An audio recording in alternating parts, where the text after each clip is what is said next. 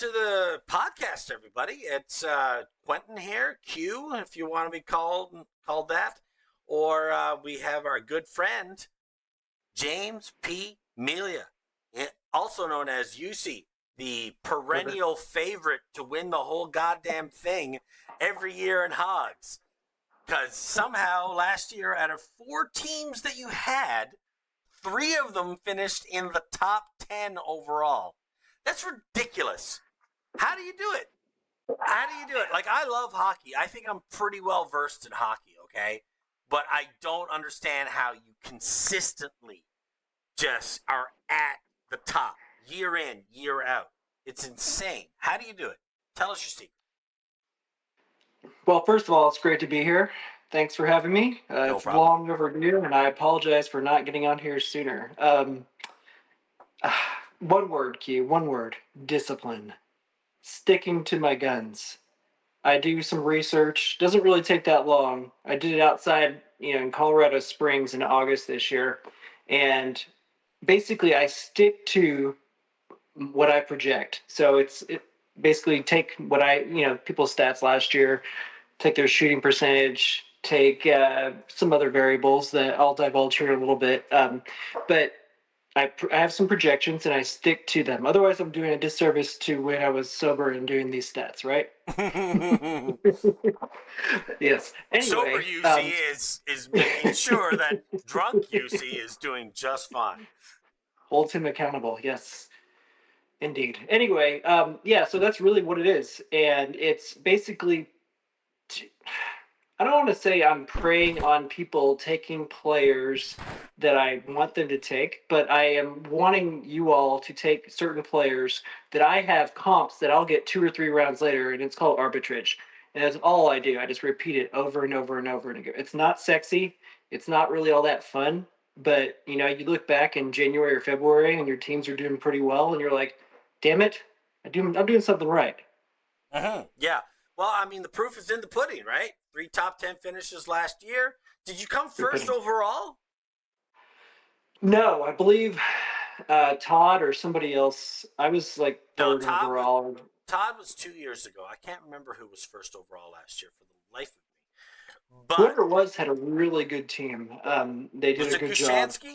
Was it Gushansky? Yeah, maybe it was Adam. Yeah, he won the whole thing too. Sneaky MFer. Gosh, yeah, he's really good at. He's got a strong team. Good. He's got a strong team in Brophy this year too. Like I was watching his draft and I was like, you've got a good one. Yeah, and that's frustrating. So Brophy, and we can discuss this in further detail later, but like Brophy was an interesting draft this year. I felt I was constantly trying to get out ahead of you guys, and then you guys would all try to get out ahead of me. I was at the turn there, and other than, I had to take McDavid. I don't care what anybody says about McKinnon. I'm not going to take him first overall over McDavid. Not in his contract year. I feel like what we saw last year out of McDavid was the bottom of the lowest that we'll get. He's gonna bounce right back up here. But yeah, he's a freak. Coming back, knowing that you guys, if I didn't take 2 defensemen, I don't think I was going to see any more defensemen in the rest of this draft. Yeah. So positional rarity. Wasn't sexy, but I took one of my little, I don't want to call him a sleeper, but for whatever reason, he's undervalued in our league, and I saw that you got on him, and I was going to give you a little slap. Mackenzie Weegar, I was like that guy, and he's a unheralded, I'll call him a PHL Puckhog star, because he puts up points, and I have a little, here we go, let's start off all the audience with this little tidbit here. Okay, I have 4 defensemen. 4 defensemen. One of them averaged 33 points per game last year. Fantasy points. We're talking PHL fantasy points per game. Second one averaged 29.8. Third one was 29, and then 29.6, and then the fourth one was 29. Who do you think that first one was? Mackenzie Weegar, right? 33. All right. Who do you think that 29.8 was? I'll give you a hint. He's being drafted in around the 11th or 12th round. 11th or 12th round at a defenseman? Yes. Hold on. I'm kind of lost here. if he's getting drafted in the 11th or 12th round this year, and he He's was a 29-point defenseman last year. Yeah. You're not lost. You're right on. You're following me, Q. Okay. Huh. He's very under the radar. Is it Shea Theodore? No. And on the record, I like Shea Theodore. If he would not stop getting hurt, I would be drafting him all over the place. I had him last year. No, this guy, for the record, I don't think he's going to get 29.7 or whatever I said he was. He's not going to get that again, but I still have him at like 26, maybe 27 or so this year. I'm talking about Jake Wallman. Nothing fancy there, right? That's probably the least sexy name you're ever going to see right there. He dives in front of shots. All right, 29.6. This guy's being drafted in the 8th round. Who do you think I'm talking about? Defenseman. In the 8th round? Eastern Conference, looked upon as like a second power play guy. First overall pick several years back. Aaron Ekblad. Okay, yeah. All right, then, here we go. This guy who was being drafted in the 3rd round averaged 29 points per game last year. 3rd round? Fox? Lane Hudson. Okay. So the reason why I brought this up is because I'm getting guys like Jake Wallman and Aaron Ekblad. And this is in the head-to-head league, which is the most recent one, which was a blast. I'm looking forward to it. Hopefully we can adopt this. It was a great idea by you. But I'm getting guys who are getting close to what you guys are taking in the 3rd round with Lane Hudson. Not you guys, but whoever drafted him. I'm getting that in like the 9th or 11th round. And yeah, sure, Lane Hudson might get some more shots. He only had 91 shots last year. Yeah, I know. He's a big assist machine. And he's about as physical as I am. Yeah. Meaning I got like 8 hits last year, and that was out in the backyard. He's a future Cale Makar. No, he's a beast. He's amazing, and I love him. He's going to get like 65 assists. He's awesome. But the point is, you ask how my teams are up higher is because I'm getting guys who you guys are drafting earlier in the draft. I'm getting that same amount of points per game in like the 10th or 11th round. Yeah. And not all the time, but just a player here, a player there. And I mean, look, I want Lane Hudson. I like him on my team, but I'm not gonna reach for him if you guys are gonna take him there. I really like. There's certain tiers of defensemen this year, and Lane Hudson is in that. Well, after Makar, he's in that 2nd tier. Absolutely. No, he's a stud, and I can't wait to see what he ends up signing for now. After you've seen the Jackson Lacombe signing. Well, I've heard. Elliot Friedman was saying $9 million a year, which is selling him short. If the Canadians can get him, if they could get him the Fox baseball team from 1994. If they could get him for 9, man, kudos to what is it, Kent Hughes? Holy cow, jeez, still that'd be amazing. I mean, like you say to a guy like Lane Hudson who's on his entry level contract, here's $72 million. It's hard for him to say no, right? Because he wants the team to be competitive too, right? You gotta 100%. You gotta weigh that.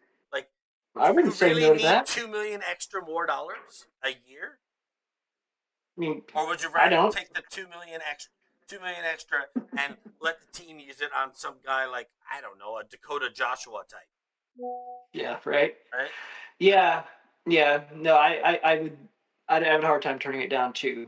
But I mean, what are you gonna do? I mean, that'd be awesome if the Canadians could get him. But I don't know what the provincial tax in Quebec is, but it's probably not that bad. Yeah, man.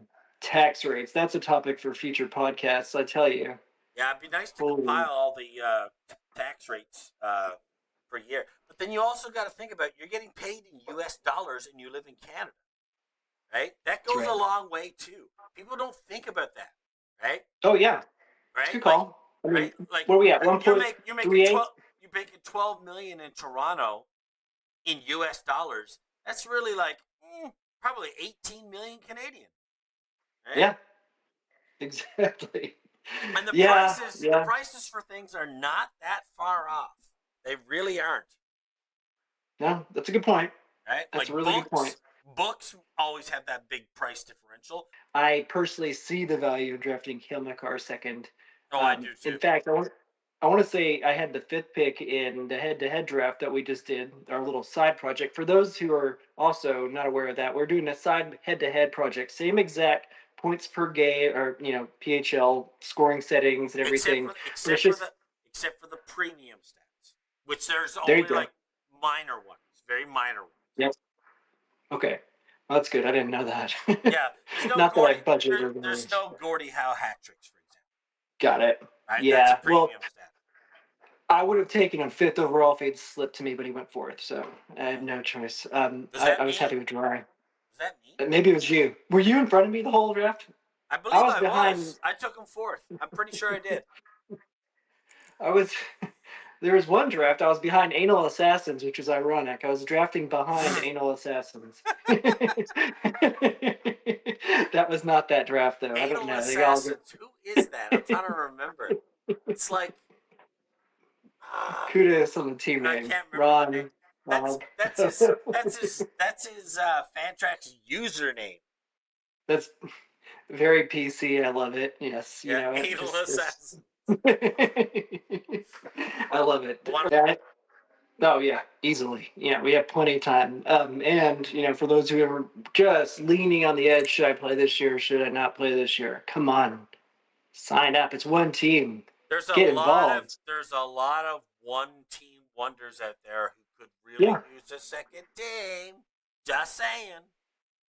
Yes, easy. We should. Yeah, I'll push them. If just word to the wise, if you're listening to this and you don't have, how about this? If you're thinking about a second team, reach out to me. Maybe we'll come up with a side thing. I'll help you out.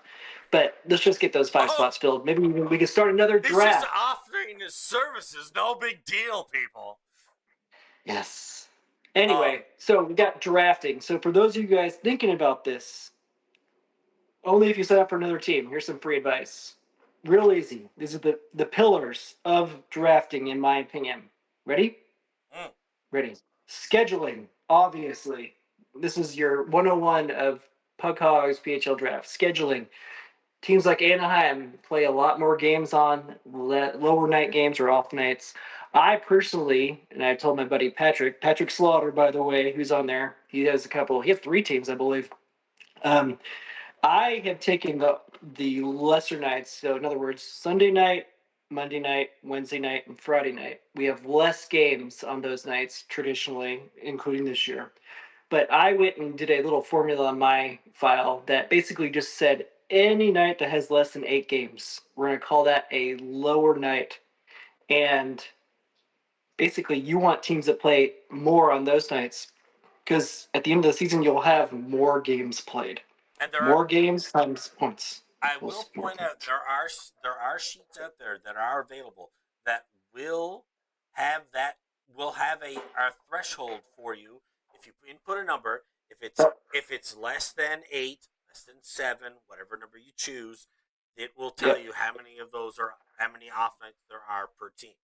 So there are tools out there. You gotta look for them. Google is and they're real easy. ChatGPT is your friend, right? Exactly. They're real easy to use, and don't feel like, oh man, you're competing with anything. At the end of the day, all this is just bets and luck anyway. We just want to maximize the odds in our favor, right? That's all we're doing, right? I mean, I believe we had a team called the Auto Draft All-Stars. A team literally auto-drafted his entire PHL team. Oh, God, should have been. They won the bucket. Yes. Oh, they won the bucket. See, there you go. We won the bucket. That's like me. Like a few years back, there was one abandoned team that never did anything. And I took it over, and I took it all the way to 4th. And this was in like October, maybe November that I took it over. Made a few adjustments, and it was auto-drafted. And like I said, I went all the way to the Final 4. I finished last in the Final 4. But, And my best performance for something that I drafted is 6th. There you go. Right? There you go. But like, what it really comes down to is like these sheets and everything like that. They're not essential. You can win without them, but they sure as hell mitigate your odds. 100%. yeah, they give you some floor and ceiling of players, but at the end of the day, you know what? Like, I don't know. I like Anaheim this year. I think they're going to bounce up. I'm not saying they're going to make the playoffs, but they're definitely going to score a hell of a lot more. They got a good coach, and Quenville. particularly this year, Anaheim is. You know, I've been targeting Mason McTavish in particular, and they're going to score. I mean, Chris Kreider, he's going to bounce back a little bit. You have to Yeah. think. Yeah, And he's at going the to end have of a the fresh sun, start. Like he's in yeah, California now, less ocean pressure. breeze, You yeah. know, he's probably got a whole new lease on his career right 100%. He could walk down the street. No one's going to care that he hasn't scored a goal or tipped in a goal in like 2 weeks, like everybody asked him about now. in Not New in York. Orange County. He's going to be like, yeah, he's going to get on a skateboard and ride on the boardwalk down there, you know? Like, seriously. That, Anyway, so you have your scheduling. You have obviously trends. You want to use if people are reaching for certain players. Obviously, my favorite is, and you haven't been doing it, Q. So good kudos to you. Or the Leafs. You know, usually people would reach for the Leafs a little bit earlier just because they are like, no man, we get one of those guys on that top power play and whatever. Well, you know, Marner's in Vegas, and I think the people are aware that the Leafs are they're just as good. They're just going to play differently this year. I think. I think yeah, Berube's got his. it's a I think he's got his different. team. It's a different. It's a different structure. It's a different formula, right? There's a Yep. lot. There's a lot more. Like there's a better supporting cast that's in place of Marner. Yep. Well, which brings me to my next point. So I like to not have any bias toward your home team. In other words, if you look at any of my teams, I don't believe I have one Dallas star, and I haven't been And purposely they avoiding are a them. good team. They're a great team. They're a fantastic team.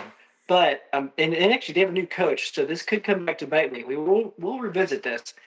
Um, DeBoer used to only play like his top line like 18 minutes a night, which was They fired him. Rantanen came over exactly. And you don't insult your goalie. You know that's where your bread is buttered here. Yeah, that And really sunk his ship, man. That was weird. yeah, I think he wanted to get out. I think he'd reached the Western Conference Finals 3 straight years or 2 straight years. I don't know how it was, but it was gone. The ship had sailed, and that's it.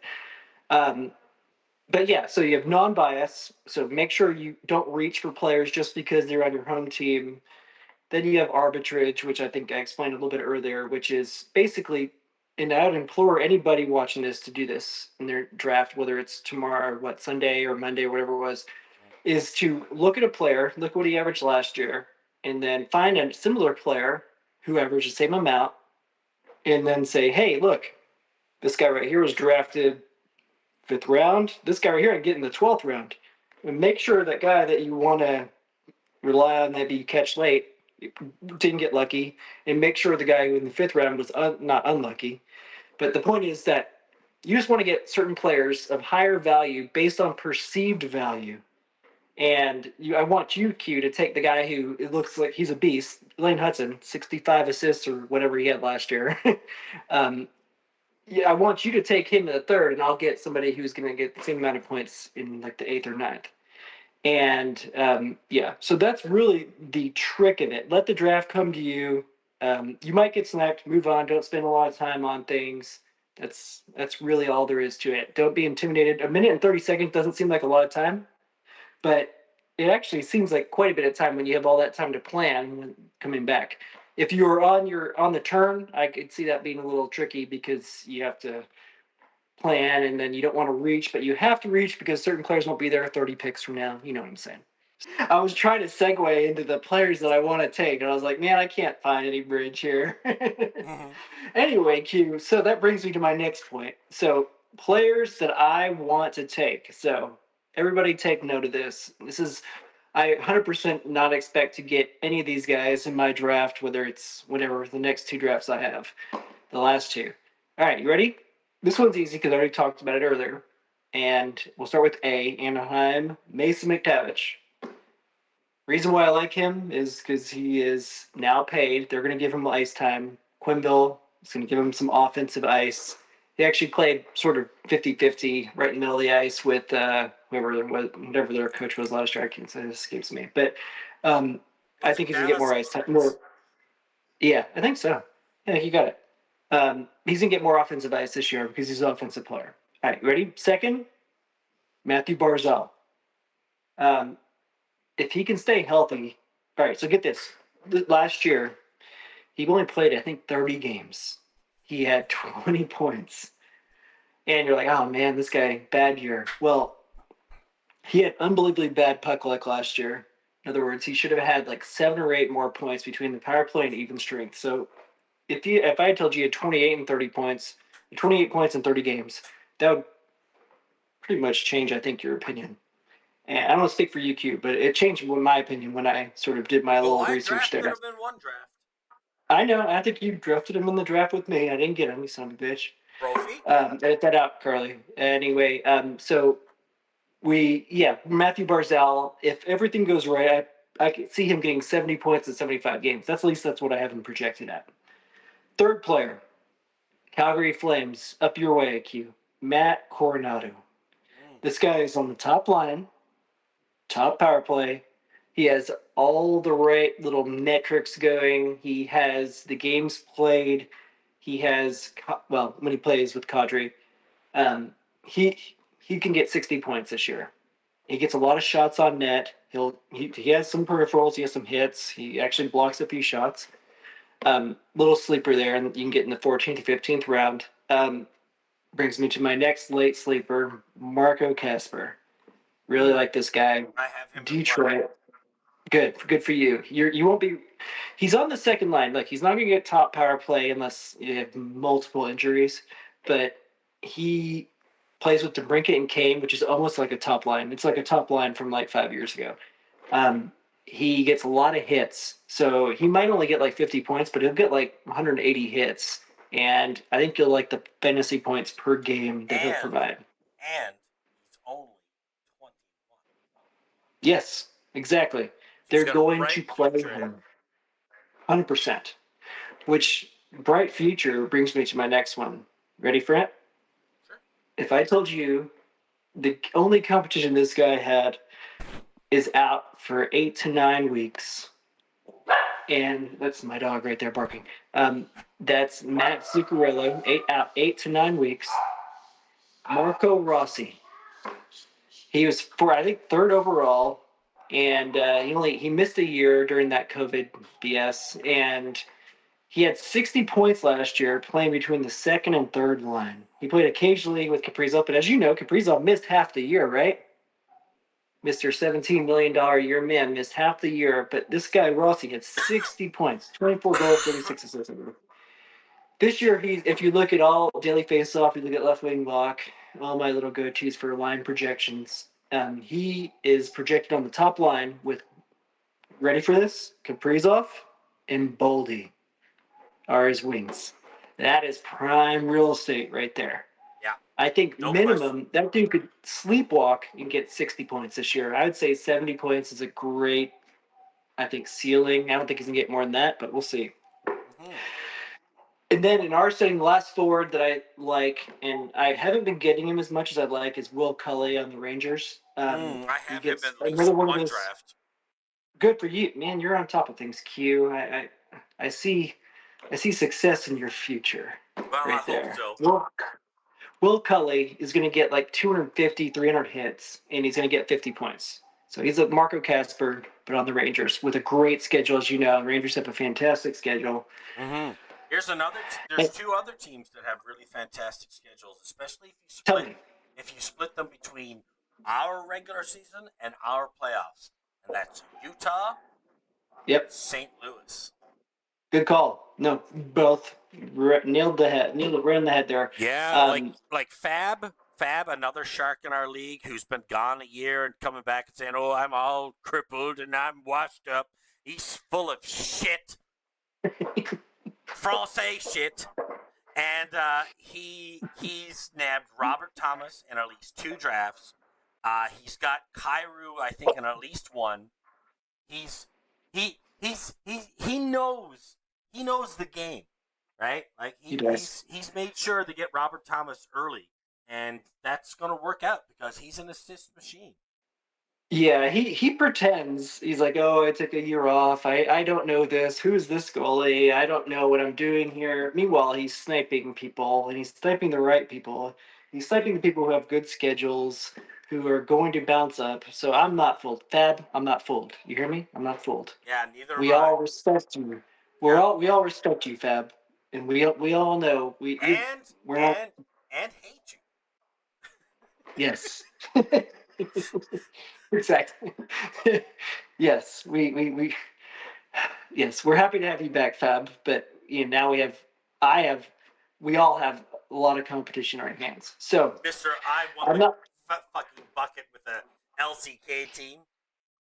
My gosh, yeah, oh gosh, yeah. Brutal. This might be a separate story for another podcast, but I have to get into the.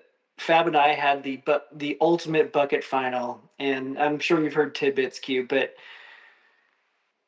that was the best team I ever had, ever drafted, ever went into a final week, and it was the bucket final, and it was with Fabrice. And I like my goalies that year were prime Carey Price and prime Braden Holtby, and I had just unbelievable forwards, unbelievable defense. I had everything. I was like, I counted the bucket. I And was like, then this is he where I'm going to put it. outscheduled you, didn't Well, he? I Did he don't know how I outschedule you? did it. Well, no. Well, look, I would say our scheduling was on par with each other. We both were really good at scheduling. But maybe you've heard this name, and it's a word that we don't like to use in this house. Actually, we call it a bad word here. It's called Pavlich. On I knew you were going there. 3 shutouts in a week.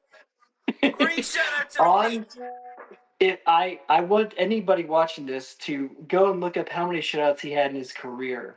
He had 3 of those in his week. I want to say he had like 7 in his whole career, maybe 8. I don't know. Maybe he had 10. I don't know. But he had 3 in that 1 week against me. So imagine the torture in that you do everything that you possibly could do. I was on my game.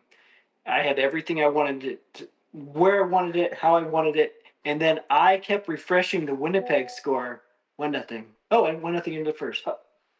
1-0 into the second. Oh, he's not. Oh, he's not gonna get a shutout on me. Oh man, he got a shutout. Next game. Oh man, 2-0 in the first. Oh, still 2-0 in the second. He's not gonna get another shutout against me. Another shutout, and then that last one.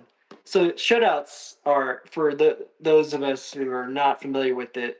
They are 50 points on top of the win, and they are gutting if you're in a head-to-head matchup. It's one of the reasons why some of us get really good goalies, because in the playoffs, head-to-head in our Puck Hogs League, you have a goalie get a shutout against you. It's money in the bank. And Fab had 3 shutouts out of Pavlich, which we're not allowed to say in this house. And And Andre yeah, long story Pavlich short, is a historically mediocre fucking goaltender.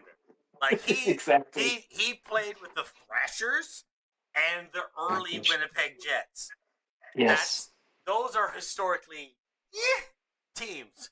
Indeed, yes, and that broke my back, and Fab rode off into the sunset with the bucket, and I walked off dejectedly. But what about the year he won with the LCK team? That was a Oh, scheduling masterpiece. Yeah, that was the year. I mean, I'll let him come on and tell us about that, because that was It was pure like 2-3 years masterpiece. ago, tops. Oh yeah, no, it was brilliant. It was brilliant, and it never even occurred to me to schedule it that way, the way he did it. But he hit it, and kudos to Feb. We'll have to have a podcast about that. It's great just to hear his recollection of what he did in both instances. His first one where he beat me, and then his second one, which he took a last chance kitchen. For those of us who are new or just tuning in, last chance kitchen, everybody has a chance of winning the bucket in our league. Bucket is our trophy. And yeah, Fab was in the lower, so he didn't make the upper tier, I guess, what most people go for, the playoffs. He went in the lower last chance kitchen, and we took, I want to say, 1 or 2 people out of that, if not just one. I'm not sure. We took 1 out of that. Whoever won that whole thing, which is everybody who did not make the upper tier playoffs, and he won it. And not only did he win it, he just steamrolled the entire upper tier after he won the last chance kitchen. So It was And a work of art. this year we have 4 spots in the LC kitchen because we're about to fill our 12th division, and we want to make it. We want to make the last 4 rounds of the playoffs, there are 7 rounds. We want to make the last 4 playoff rounds to be completely 100% 1-16 head to head. So anybody can win. Yes, anybody can win, and anybody can win from the lower tier. You have 4 chances from the lower tier. You can be the 4th best LCK team and be our champion. Get your 2nd or 3rd team. What do you have to lose? You're going to have a lot of fun. Anyway, let's go to players I want you to take, Hugh. These are players I want you to draft, and I don't want these guys to slip tomorrow because it's just my personal opinion. Remember, this is all relative to PHL, and I'll make this quick. I want you to draft Jake Gensel. Mm-hmm. You say, why? The dude's a beast. He plays with Kucherov and Point on the top line. Where he's being drafted, he has to score 85 points. Okay, you're like, well, he scores 80, close enough. But he doesn't get any hits. And basically, according to my projections, he should go around later. But you guys take him. That's why I said I want you to take him. I want you to take Ovechkin. Obviously understood. He could score 50 goals this year. I heard somebody on the NHL radio just today say he thinks he's going to score 50 goals. And you know what? If he does that, damn, beat me. That's great. A 40-year-old who scores 50 goals, that's awesome. All I know is I know how I feel when I turn 40. I know how I feel now. Yeah, pretty much we're perennially on the LTIR. We're a bunch of Shea Webbers. I'm day to day because I don't sleep well. Yeah, I'm day to day because I'll stretch differently, putting on my pants, and I pull something to my neck. Exactly.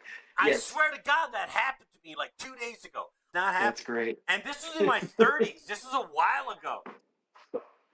Well, speaking of ass, you know what? Somebody who has fucked his teammates in the ass is Val Nichushkin. Oh yeah, I have avoided him. He's been taken way earlier than my projections. Exactly. I don't know. That was the best segue I could come up with. But the bottom line is, Val Nichushkin is a talented player. I had him last year. I think everybody was like, oh, man, let's get this guy when he comes back from suspension. And he was good, but he wasn't great. And he also missed some games. And who knows when the next time he brings a hooker into a hotel room and gets caught. Exactly. And,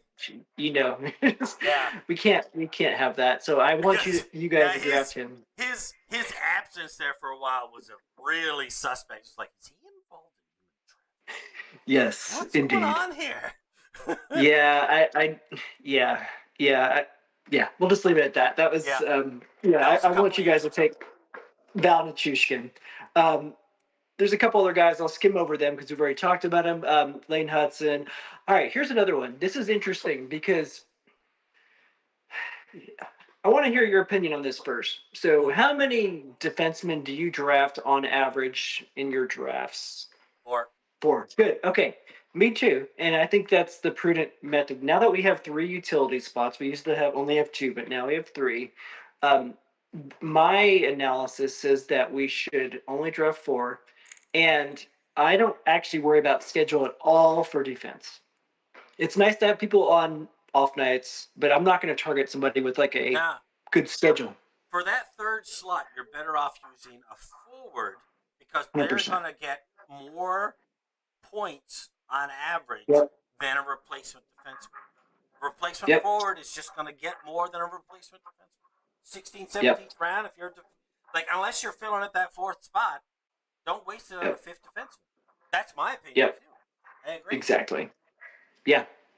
So I actually do not do any scheduling for defense. I actually don't. I feel like I'm doing myself a disservice when I draft a 5th defenseman.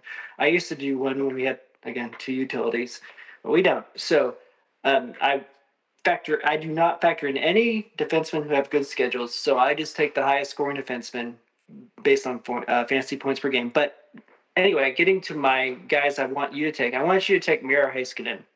Yeah. I love the guy. I have a jersey of his, but I don't want to draft him because I don't think he's going to be on the top power play very much this year in Dallas.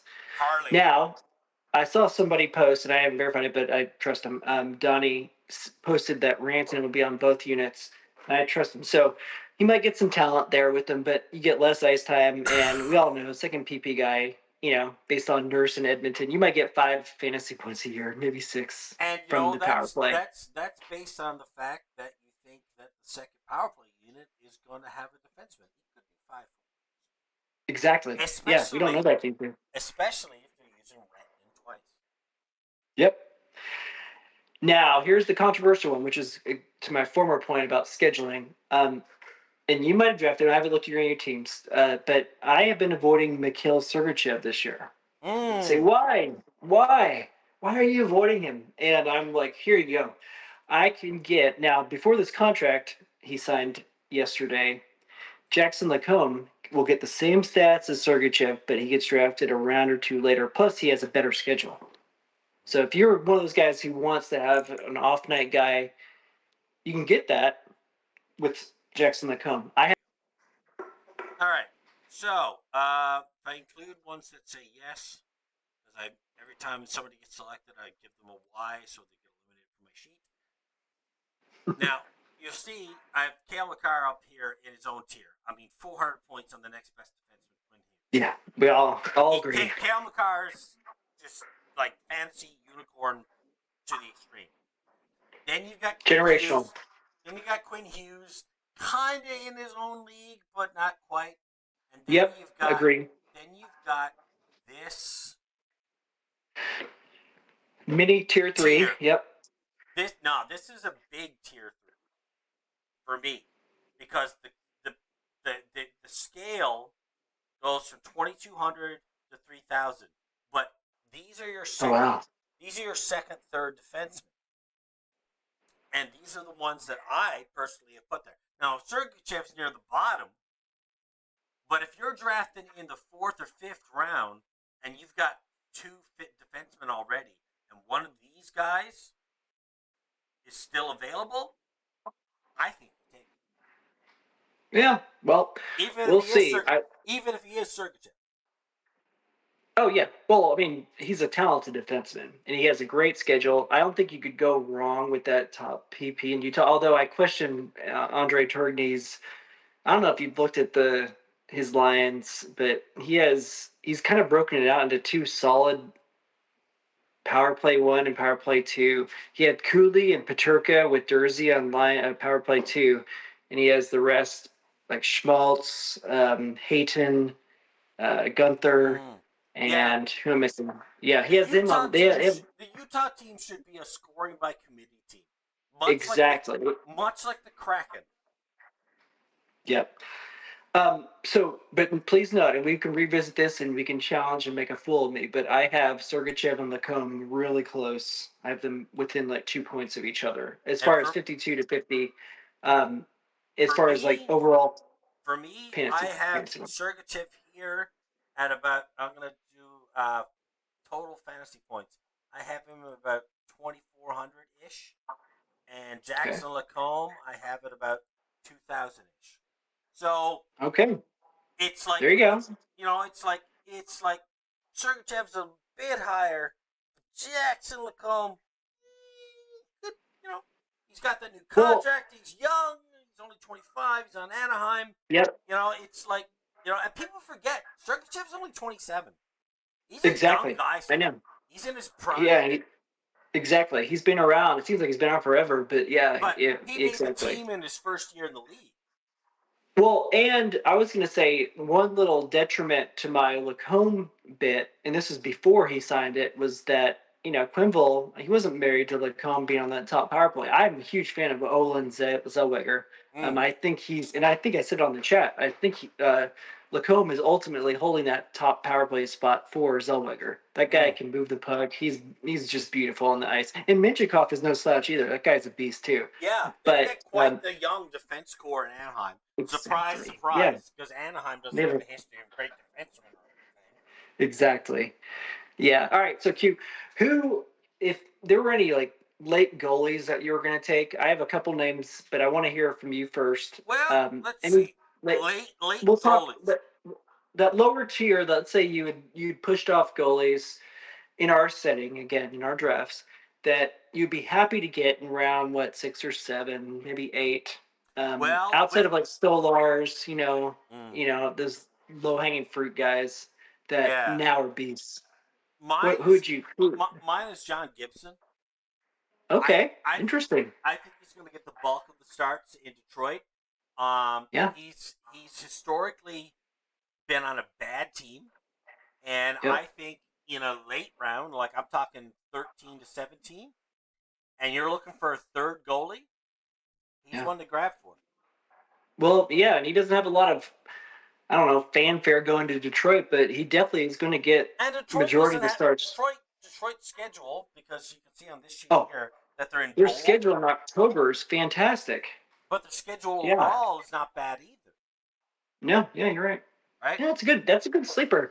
No, I'm not arguing at all. And unfortunately, everybody got him before I could even get him late. The I guy got him I'd in like. one draft, I think. Oh, did you get him? Good, Yeah, good. At like least you I can. think that might be Charlotte or Carlson. Not sure. My ride or die guy is Karol Vizmelka. That's the guy I've been unfortunately Yeah, tied to the hip but I don't to. consider him late round. Yeah, I know. I I've been consider getting him in the him mid seventh. round. Mid round. Yeah. No, right, fair. To your point, yeah, I've been getting him in the seventh or so, and that's yeah. I'll concede that. Um, But Late round, I really don't have anybody that could beat Gibson. I can check and see if Tristan there's. Jarry as a dark horse, and Yeah, I'll he tell will you, get some. he'll get a bulk of the starts in Pittsburgh, unless Seelov Oh yeah, supplants him. Unless Seelov supplants yeah. him. Well, and I do this every year. I always look at the teams that I put at the lowest part of the standings. I'm like, look, they're not going to be this bad, and even the worst teams are going to score goals and win a few. Mm. And Jari is I think I want to say he went undrafted in Brophy, or he went like in the 17th round or something like Yeah, that. I'm. Boy, that's. I want to Uh, say Daniel picked him up because Daniel Lipson always another bucket winner. He always picks up Jari, but I could be mistaken. The maybe, bottom line maybe is another good, he. another good late Oh, pick, and I consider him top of the late. Is Spencer Knight. okay, yeah, my buddy Patrick picked him up, and I gave the pick my blessing once I saw it. I was like, oh, that's a good pick. He'll get some value there. He'll get the Um, bulk of the starts in Chicago for sure, Talented and goalie. he's a decent goalie. I wouldn't say he's a great goalie. He's a decent goalie, and he might steal a few games for Chicago, who I think are going to score a lot more this year. And their defense is a little better too. And Bedard's Actually, going to have shot a production. monster. Bedard is Yeah, going to have a monster. Him and Macklin Celebrini are just poised to go off. yeah, yeah. Good old Vancouver boy. I like Bedard. I don't know what I had him projected at, but I want to say I had him projected at 76 points or something like that. But that's a Yeah, topic for another day. that puts. I think he'll go off. He's about a. I want to say him and Celebrini are about a fourth or fifth round pick, roughly. Yeah, and I think that's where they were going around. 4 to 6, right? And they're solid picks. Can't go wrong with them. Yeah, Just don't yeah. take them. I agree. Don't take them in the second round. You're going to be disappointed. Right? Yeah. Yeah, exactly. No, it's a good pick. I think he's I want to say bottomed out in that fifth round value. I think you get value there at fifth. Whereas if you take him any earlier, unfortunately, I think you're reaching just because Yeah. he doesn't have any talent around him. So when he scores 75 points this year or 80 points, He's got maybe a he goes lot of 85. developing talent around. Yeah, Yeah. well, he's become a much better Lazar player. and who's another one? Yeah. Frank Nazar, that's a good sleeper right there. I don't know who got it. Peter, I think, got him in the head-to-head draft, and I was going to take him. Yeah, Yeah, we'll get I him. had him lined up in the 1 or 2, but got snagged on me. And pretty sure in 1 I had to settle for 2 Voteravainen. Yeah. Yeah. I was say, speaking of Vancouver, so if we have let's explain to the people watching this. If we were to say, hey, we're going to a Palooza Q, what does that mean? Well, Palooza is a giant get-together of people in our league And we travel to a specific city, and we have pretty much a 24-hour party every day until the weekend is over, 3 or 4 days tops. Now, I've never been Perfect. to a full-on Palooza before. I was to a mini one when we traveled to California there a couple of years ago. Yep. That was awesome. That was incredible. Met Adrian, Todd, his wife Amy. I met Adam.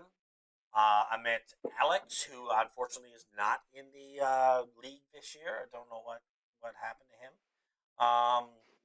And there's like, jeez, there must have been a couple others.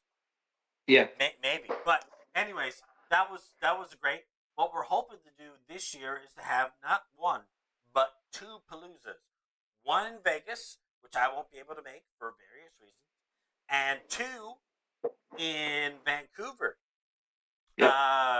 which we're not 100% decided yet. We did a poll for people who would be caring enough to go to a Vancouver Palooza, and we will do it either in late May or early September of Beautiful. next year, Yeah. 2026. Yeah, as a Palooza veteran, I've gone to several now. I want to say I went to Vegas in 17. And Um, last I year. went to Yeah, and last year, and then Colorado, where we actually did the outdoor pond hockey tournament, which was great. Mm, Um, they are fantastic ways of just getting to know these people. They're awesome. They're awesome folks. The commish, Adrian's great. Uh, JC Jansen, hard worker like UQ, on the league. You know, it's a thankless job. You guys are doing yeoman's work. But you get to meet the people behind the scenes, and we get out. If it's Vegas, we go out in the casinos, we play, we go to a Vegas Knights game like we did last year. We always incorporate it into last year. The Palooza was right during the final week of the regular or the bucket finals. So Adam, became our bucket winner, was dominating play and winning the bucket as we were on our Palooza. I don't know if it yes. gets any better than that, particularly for And Adam, but for us well, to live vicariously through him, you there, know. and when it comes to the options for Vancouver, we have May, which is right in the middle of the NHL playoffs, Yeah, which is awesome. And you never if know, it works, Vancouver could be there. It's works hockey. something. It's fucking hockey. I don't count any team out to make the playoffs because you never know. Bounces Yeah, happen. PDO yep. happens. And And every the other one is in September, which is prime draft territory, and draft season. we could definitely do one, mostly if not completely in person. Yes, which brings back in 17, we actually did a draft in Vegas, in-person draft. And I want to say, while we were doing the draft, um, I want to say I drafted like four goalies just so that I can make a trade later. I think Todd came over and Mrs. Yusey, my wife, was there too. She was embarrassed by the whole thing, but the bottom line was, um, she removed herself a little bit and she's like, "Are you guys really going to negotiate a trade?" I was like, "Yes, we're going to do this. Please excuse yourself." And yes, so Todd and I shook on a hand. I don't know, John Klingberg I got back. I don't know who it was at the time, you know. But bottom line is it worked out well for both our teams. And it was great doing it in person. It was neat. The Hotix were, like I said, the Hotix were there. Adrian was there. Bunch of old puck hogs. It was great. And then we went out and hung out afterwards. But yeah, regardless, so Vegas and Vancouver. I'm anxious to go to the latter, Vancouver, because I've Yeah, never been there, and it sounds I like was an there awesome once. place. I was there once. We have a, It's a gorgeous city, absolutely gorgeous, yeah, we have a and lot of the puck hogs seafood, up in the British Columbia. Yeah. seafood, the seafood in Oh that yeah. town to die for. Yeah. Exactly. You want, like, if you're a salmon lover, my God, you couldn't have picked a better city. Q, I feel like you know me. I love salmon. I'm not a big salmon guy myself. I'm more of a whitefish sort of guy, cod, halibut, that sort of thing. But Gotcha. the salmon in BC is as fresh as it comes. Well, plus we have the connection. JC Jansen Yeah, Jansen, knows he's a our Vancouverite. really, There are yeah, and we there have are numerous Vancouverites. Actually, exactly. I will show you something here, and this is a Yep. little something that that Nice. that I did up this year, and that is our world map of where Nice. everybody is. Like this is, I'm going to zoom all the way out because we have a participant in Australia, in Alice Good Springs. idea. Yeah. We've got a participant Alice in Springs. Switzerland, and we have a participant. We usually have a few more international participants, but this year's been kind of lean. We do have a participant, Emily, I think that's how you pronounce it. He is in Finland. He's had a couple others that are Nice. over there. We used to have a guy in Borneo, but he actually asked to be taken off the mailing list this year. Uh, or not in Borneo, the Sultanate of Brunei, which I think is Brunei. I think is partially on Borneo. And anyways, but if we zoom into Vancouver, we will see that we have a couple of people in Seattle. More, I think we have more than one in Victoria. You'll see that we do have numerous people within the vicinity, and I've always thought that in future years, what would be a really good place, if we would just move over here a little bit, is Minneapolis. The great There you state of go. hockey has 6 puck hogs in the general Minneapolis St. Cloud area. Wow. I didn't know that. That's awesome. Yeah, I've been there, but I'd love to go back. I've I'd never actually been. love to visit. I've never been. It's the state of hockey. I can't think of a more appropriate place for us to potentially have a palooza. And the best part is if we go in the dead of winter, we get to feel that Minnesota winter. Let's go in Perfect. Sounds January brilliant. and watch a Wild and Blue Jackets game. I don't give a shit. It'll be wild. Yes, Yeah, that'd be great. exactly. Yeah. And that's not So far from Winnipeg. Not far from Winnipeg. Across the not border. far. Yeah, right. About a, No, but I want to say it's bottom about line a is 3 to 4 hour drive. is that what it is? Okay. Well, That's you know my better than guess. me. It's my guess. Yeah, good guess. Yeah. No, but bottom line is you get to know all your fellow puck hogs. You realize that they're not competition. They are people just like you, and you get to your commonality is hockey, fantasy hockey. In Vegas this year, we're gonna go to the NCAA finals. Frozen Nice. Four. It'd be pretty neat. So if anybody wants to come down there, otherwise Vancouver, whether we decide it's in May or pre World Cup or whatever this is, or Yeah, September, which is because the during the world season. the So World Cup is in Vancouver in June, and June, yes. the only one I could see being a good choice would be to do it the weekend after Victoria Day, because Um, the hotels will be quite expensive for the long weekend. But yep. in between that World Cup and that long weekend will be sweet, and then in September it'll all be fine. There's Yep. nothing We'll big going figure on. it out. Nothing big going on in Vancouver in September that I can think of, other than maybe possibly a preseason Canucks game. Yeah. No, we'll figure it out. Bottom line is we'll keep everybody updated. There you go. Yeah. Did you have any other Yeah. topics to cover? No, Q. Thanks for asking. No, I just wanted to. Yeah, as we finish this up, wanted to thank everybody. Thank all the people like you and Jansen and everybody that do all the hard work. Carly with all the things on the chat and the editing and everything that she does, and all the lady pug hogs. Look, we have. Is it 4 ladies that we have? Yes, 3, 4. 4. It's Carly, Kristen, Amy, There you and go. Katie. Awesome. We have 4 female pug hogs. Hopefully, we can get Yeah, that up.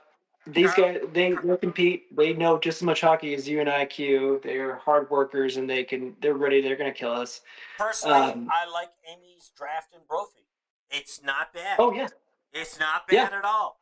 I Not told her. bad. I told her Like earlier when you were eating kudos. your vindaloo. You were eating your lamb vindaloo, and yeah, she came on, and I told her I was like, dude, she had 2 or 3 picks that I had lined up for my next pick that she sniped. Now I was like 5 picks away, Are but you bottom talking line about was Braden or Brophy? Because you're in both of them. Brophy.